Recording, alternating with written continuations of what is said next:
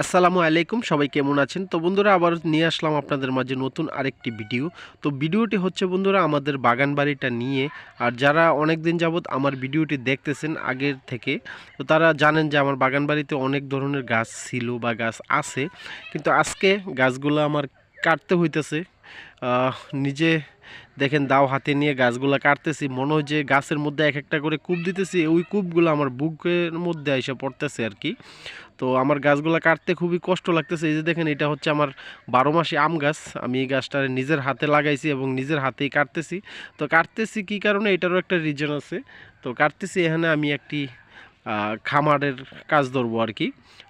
যেখানে গরুর খামার, মুরগির খামার, আমি ভিডিও দিব আপনাদেরকে ইনশাল্লাহ, আস্তে আস্তে দেখতে পারবেন। তো তার জন্য আমার কিছু গাছ কাটতে, এই যে এটা আমার লেবু গাছ, আর এটা হচ্ছে আমার বরুই গাছ, খুব সুস্বাদু বরুইটা। তো এই গাছটা আমার কাইটটা ফেলতে হইতেছে।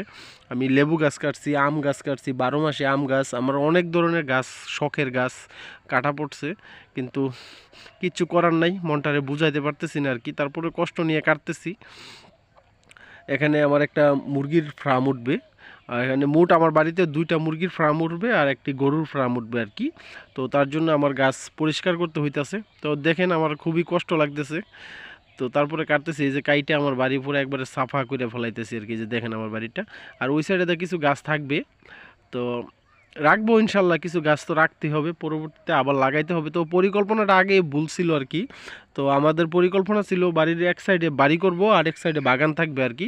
তো এখন যেই সাইডে বাগানটা, ওই সাইডের মধ্যেই গড়টা উঠতেছে, আর যেই সাইডে খালি রাখছিলাম ওই জায়গার মধ্যে গরুর গড়টা উঠতেছে। তো বন্ধুরা, খুবই কষ্টে আছি, সবাই ভালো থাকবেন। আসসালামু আলাইকুম।